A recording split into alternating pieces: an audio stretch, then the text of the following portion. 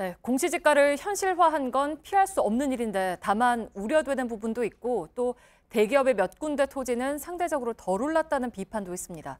경제산업부 송지혜 기자가 나와 있습니다.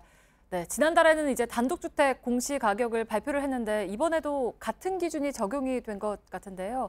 비싼 땅일수록 또 시세와 차이가 큰 땅일수록 많이 올렸다라는 거죠? 네, 1제곱미터당 2천만 원이 넘는 비싼 땅들은 인상률이 20%가 넘습니다. 네. 특히 명동 화장품 매장을 포함해 땅값 상위 10위 가운데 8곳은 2배로 뛰었습니다. 반면 나머지 99.6% 일반 땅은 7.3% 올랐습니다. 네, 이제 공시지가가 오르면 자연히 세금도 오를 텐데 구체적으로 얼마나 오르나요? 네, 공시지가가 많이 오른 곳은 이 보유세 부담도 전년도에 최대 50%까지 늘어날 수 있습니다. 네. 명동의 화장품 매장은 지난해 보유세가 6,600만 원에서 올해 9,900만 원으로 3,300만 원 오를 전망입니다. 하지만 99.6%의 일반 토지는 시세가 오른 정도로 보유세가 늘어날 걸로 보이는데요.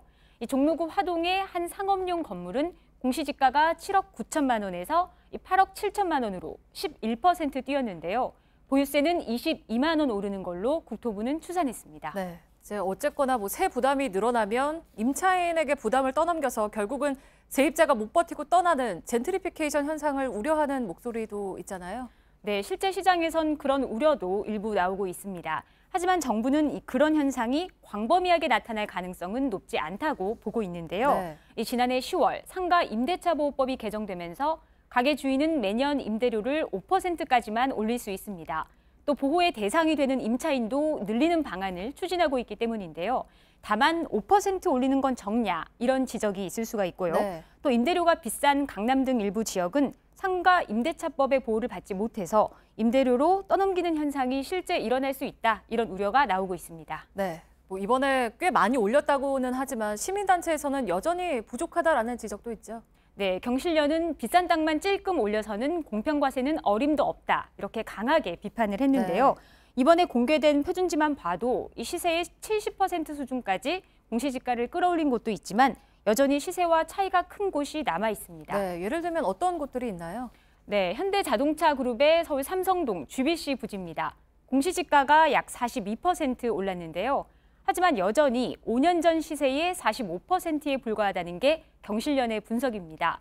또 삼성물산 서초사옥은 지난해 시세 반영률이 29%였습니다.